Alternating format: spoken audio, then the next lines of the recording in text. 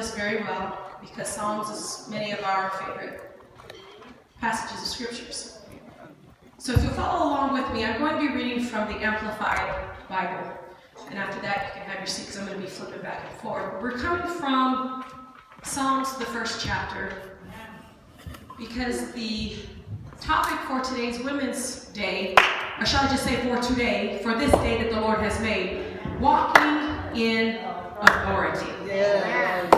Walking in authority. As I read through the Amplified, I ask that you follow along. Blessed, fortunate, prosperous, and favored by God is the man or the woman or the child or the teenager. Blessed is the person. So blessed, fortunate, prosperous, and favored by God is the person who does not, I repeat, does not walk in the counsel of the wicked, following their advice and their example, nor standeth in the path of sinners, nor sits down to rest in the seat of scoffers. Amen. But his delight is in the law of the Lord, and on his law, his precepts, and his teachings, he habitually meditates day and night. And he will be like a tree, not just planted, but the Amplified says firmly planted and fed by the streams of water, which yields its fruit in its season. Its leaf does not wither. And in whatever he does, he prospers and comes to maturity. The wicked, those who live in disobedience to God's law, are not so. But they are like the shaft, worthless and without substance, which the wind blows away. Therefore the wicked will not stand unpunished in the judgment, nor sinners in the assembly of the righteous. For the Lord knows and fully approves the way of the righteous, but the way of the wicked shall perish. Father, we just want to say thank you for this amazing day that you have given us. Mercies we haven't even acknowledged yet. Blessings that we haven't even seen yet. But Lord, they are here for our calling and for our admonition. We ask you, oh God, to forgive us of our trespasses, of being in the way of the wicked, of walking in the counsel of the ungodly, of doing anything that does not bring delight to you. We're praying, oh God, that you watch over this service. Watch over me, Lord, that it not be me. I can't do this unless you empower me to do this. We love you, God, and we praise you for all things. In Jesus' name, hallelujah, amen. Amen. You may have your seats. There was a song that I wanted to go over, but I'm just not even going to. But the song is Order My Steps. And we used to sing that a lot when we were at Greater Christ Temple. Matter of fact, that was the first song I heard the choir of Greater Christ Temple sing when I first came to visit Colorado. And I still believe, as I did back then, that was a sign that the Lord was ordering my steps to reside in Colorado Springs from Albuquerque, New Mexico. It has not been without resistance. It has not been without trials. But I still believe today, March 31st, 2019, that the Lord has ordered my steps to be in Colorado Springs, Colorado, Amen. to the person who He'd given me to back in 1997. So as I come to you today, and I'm going to watch the time, I'm going to try to come on through this. Walking in authority is the topic. But I would also like to leave you with this note for the side topic. Who is really in charge here? Who is really in charge here? That's a good question. I'm not talking about the pastor or the deacons or the elders. I'm saying what power have we really allowed to be in charge in our midst? We always say, oh, we're children of the Most High God, but when we come to assemble ourselves together, in the name of the all-wise, all-knowing God, who is really in charge here? When we read in Psalms, the first division,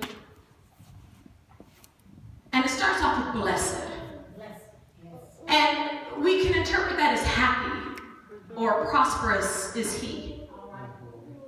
Is the man that walketh not in the counsel of the ungodly. But I have to backtrack for a minute. I believe now in this time that we're living in sensuality, the saints of God are more caught up in being happy than having joy unspeakable and full of glory. Why I say that is there are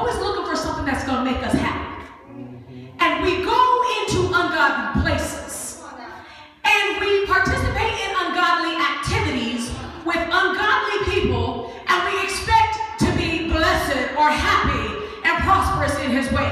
But that contradicts the word of the Lord, which says that those that walk in the counsel of the ungodly will not be blessed.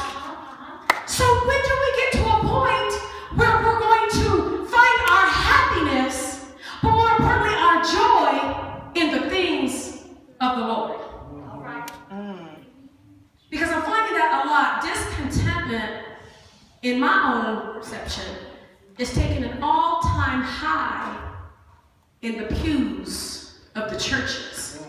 Because we're always looking for something to scratch that itch. And many of us are so scarred up from scratching, and we're still not happy. But that contentment has not come into the bodies of believers. So when we're talking about authority, the Greek interpretation of authority is exousia, which is a moral influence. And it's also a thought of in terms of jurisdiction or dominion over a certain realm, right, privilege, or ability. Your authority, ladies and gentlemen, is your rank or your position in this walk in God that he has so blessedly given to us. And I'm going to get there in a minute. But when we talk about walking, and I want you to consider the literal and the figurative sense of walking or operating. In a visual sense, when we walk, most of us have a distinct walk. Amen? Some of us are pigeon-toed.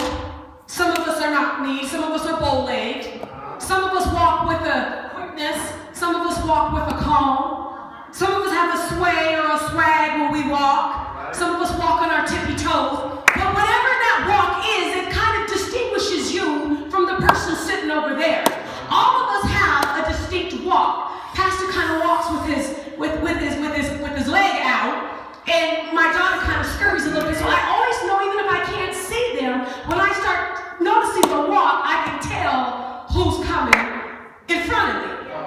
So in the natural, we have a walk that distinguishes us. But in the spiritual, there's also a way that we carry ourselves that distinguishes us as the children of the Most High God. And anytime we start trying to walk like somebody else, we're not recognizable. We're not distinguishable. Because we're trying to take on a walk that does not belong to us.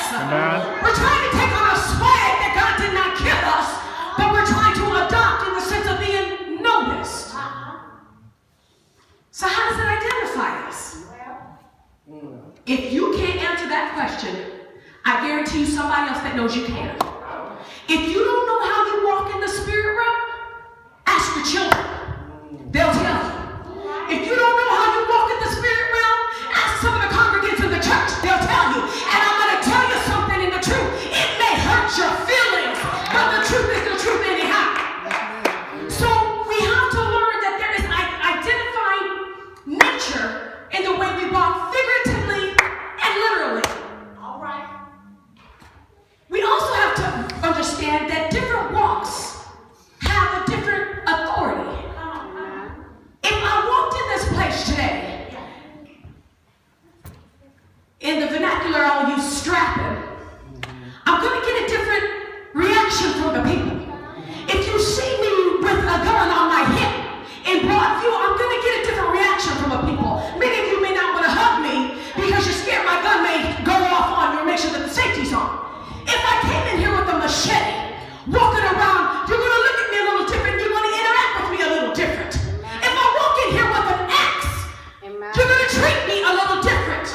When people walk with authority with certain weapons, they are treated differently. Some people are scared of you. Some people will respect you. But just because you have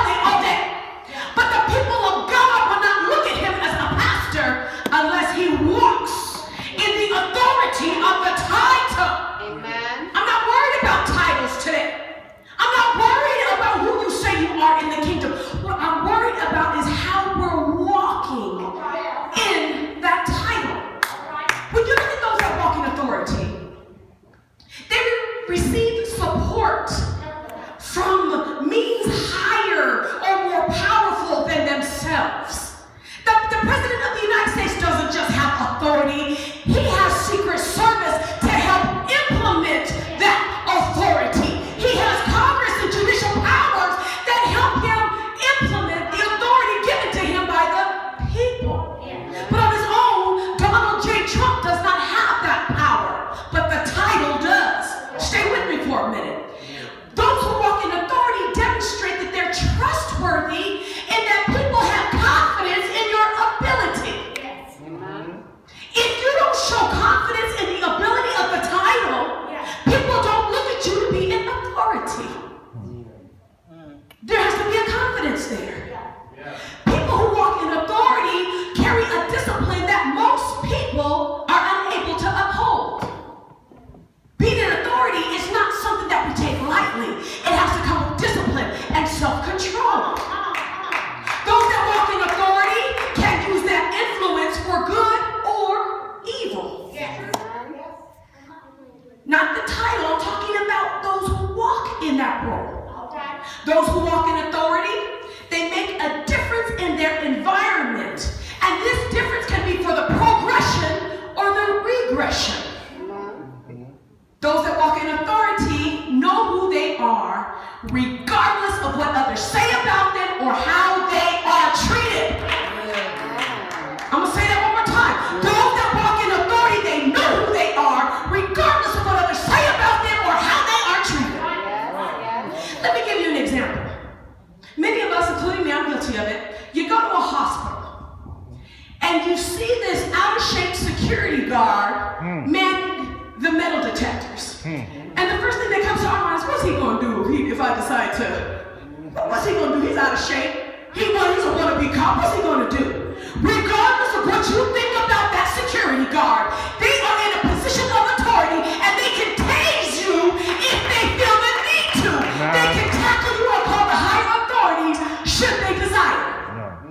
But you can make fun of them all you want to, but their authority will keep things intact.